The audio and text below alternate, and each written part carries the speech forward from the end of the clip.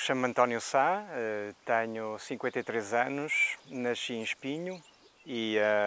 portanto, no litoral português, e mudei-me aqui para a terra fria transmontana há 12 anos, portanto, em 2010. As razões prenderam-se com uma afinidade que eu tenho desde longa data a este território. Portanto, é um território com uma paisagem que sempre gostei muito, um tipo de paisagem que se caracteriza pela floresta autóctone portuguesa e, portanto, há uma sazonalidade muito marcada. E, portanto, depois de um percurso de muitos anos como repórter independente, fotógrafo e jornalista, entendi que poderia ter uma base mais de acordo com os meus gostos em termos de paisagem. E, portanto, mudei para aqui com os meus filhos ainda pequenos. A mais velha tinha 10 anos e o mais novo tinham 7 anos, portanto, também estavam numa fase de transição em termos escolares e, portanto, entendi que era uma boa altura. E foi assim que, enfim, ocorreu a minha mudança, que foi pacífica, foi pegar nas coisas, metê-las num caminhão e vir para aqui no próprio dia em que fiz a mudança. É evidente que a mudança de Espinho para um território do interior, aqui neste caso para a terra fria transmontana, é uma mudança radical. Portanto, nós, quando vivemos em meio urbano, somos muito dependentes de uma série de coisas que achamos que nos facilitam a vida e, obviamente, mudar para uma aldeia, portanto, numa cidade satélite do Porto, digamos assim, para uma aldeia com 50 habitantes, apesar de estarmos muito próximo de Bragança, claro que a realidade é muito diferente, mas realmente aquilo que encontrei aqui valeu bastante a pena, porque enquanto em Espinho abri a janela e vejo um mar de telhados, e claro, abaixo desse mar de telhados está o mar verdadeiro, mas aqui tenho de facto uma encosta, um carvalhal, portanto estamos a falar de um coberto vegetal autóctone, um carvalhal, temos azinheiras, temos uns lameiros também, que fazem parte da paisagem típica transmontana e, portanto, de alguma forma temos aqui um retrato desta parte do Nordeste transmontano, portanto temos uma amostra dessa paisagem típica transmontana. Essencialmente eu vim fazer aqui nesta aldeia, Lagomar, o mesmo exatamente que fazia em Espinho. Portanto, eu trabalho fundamentalmente de reportagens, com saídas esporádicas, mais ou menos regulares, para trabalhos fotográficos, para reportagens, e, portanto, em Espinho havia uma parte do trabalho que era feito dentro de portas, portanto, a parte do processamento das imagens captadas, a parte da organização dos textos, e aqui vim fazer exatamente a mesma coisa, só que o contexto natural, portanto estamos inseridos no Parque Natural de Montezinho, aqui esta aldeia faz parte do Parque Natural de Montezinho, permitiu que eu pudesse com muita facilidade também produzir outro tipo de reportagens deste contexto, não é? Portanto estou numa localização perfeita para produzir reportagens sobre o meio natural, que já era um tema que me era bastante querido e sobre o qual fiz várias reportagens, e também não era só isso, portanto eu também desenvolvi, paralelamente ao meu trabalho de repórter, passeios fotográficos, workshops, e portanto muito mais facilmente as pessoas dos grandes centros, Lisboa e Porto, vinham ter comigo aqui, do que iriam ter comigo a outro lado qualquer. Portanto, a partir daqui, também formei uma base para oferecer workshops de fotografia a um vasto grupo de pessoas que se começou a interessar por fotografia digital. Este contexto natural, independentemente de estarmos ou não dentro de uma área protegida, porque aqui ao lado temos a Serra da Nogueira, que não é parque natural, mas é igualmente boa em termos de contexto natural, mas isto oferece de facto uma diversidade enorme de oportunidades para quem gosta nomeadamente de fotografia ou de passeios no campo. Desde logo, a cada 3 meses, portanto com a mudança de estação, a paisagem muda radicalmente, não é? Portanto estamos a falar de árvores de folha caduca, portanto o carvalhal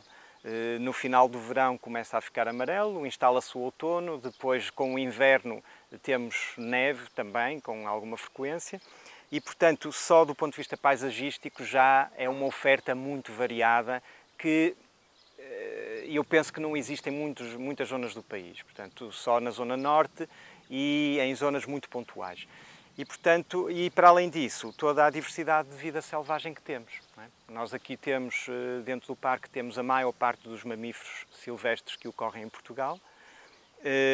Temos uma diversidade ainda bastante grande de insetos, de aves, de plantas e, portanto, tudo isto faz com que a experiência do campo, digamos, para qualquer pessoa, quer se interesse por fotografia, quer não se interesse por fotografia, mas a experiência de campo é muito rica, é extremamente rica.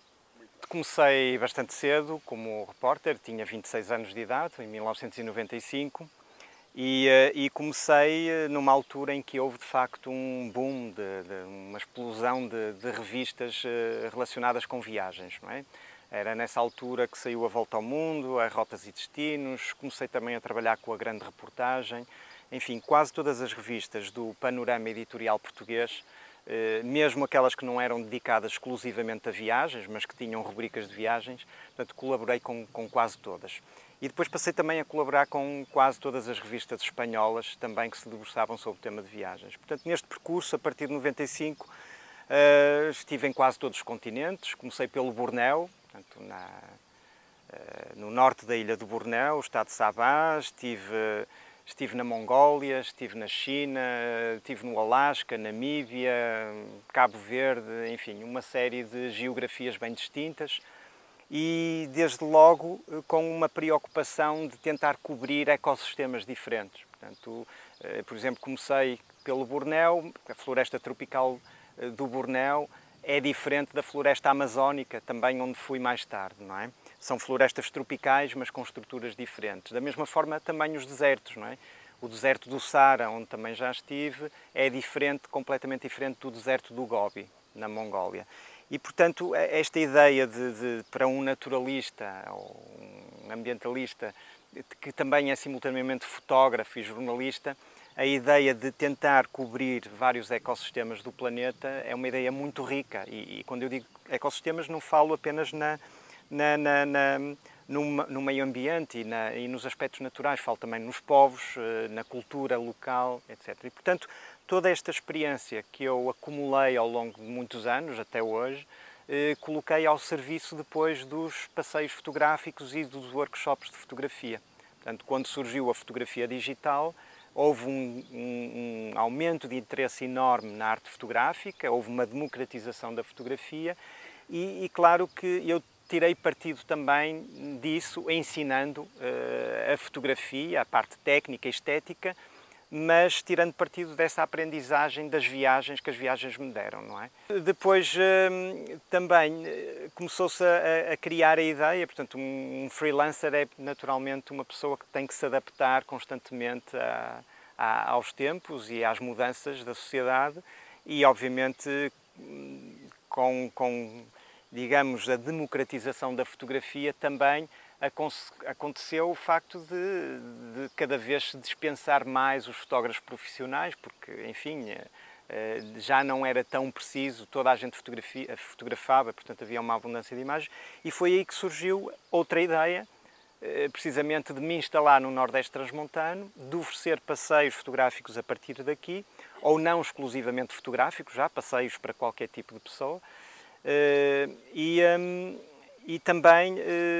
começou a nascer a ideia de ter um alojamento turístico. Portanto, a ideia começou a nascer, obviamente a vista que tenho da minha casa é uma vista espetacular, uma vista que oferece realmente um bom retrato daquilo que é a paisagem típica do Nordeste Transmontano, da Terra Fria,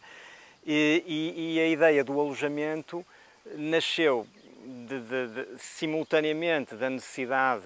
de ter um negócio alternativo, complementar das reportagens e da fotografia, mas também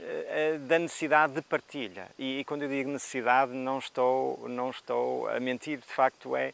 mesmo a vontade de partilha, porque já os passeios fotográficos, os workshops, conciliavam essas duas vontades, portanto, uma necessidade em termos de trabalho, em termos profissionais, mas também a vontade da partilha. E aqui com o alojamento foi exatamente a mesma coisa, portanto, eu ter a noção clara que estou num sítio excepcional do ponto de vista natural, emblemático em termos daquilo que é o Parque Natural Montezinho, e a vontade de facto de partilhar isto com as pessoas, de trazer pessoas cá para constatarem diretamente aquilo que esta região oferece. E aquilo que oferece é o silêncio. Estamos muito próximo de Bragança, mas temos silêncio, a não ser realmente o canto das aves e portanto, todo este contexto natural. Mas as pessoas podem ficar aqui instaladas, dormir aqui e sair daqui diretamente sem necessidade do automóvel. Podem fazer vários percursos aqui à volta. Temos a zona de Carvalhal, temos os soutos, temos os campos de cereais, temos os lameiros e, portanto, tudo isso, incluindo vida selvagem, não é? Não é raro, pelo menos quase todas as semanas nesta época do ano, ver corços, aqui mesmo em frente, raposas, aqui em cima já tenho-me deparado com javalis também, portanto, toda esta diversidade de fauna e de flora que as pessoas podem usufruir ficando realmente aqui.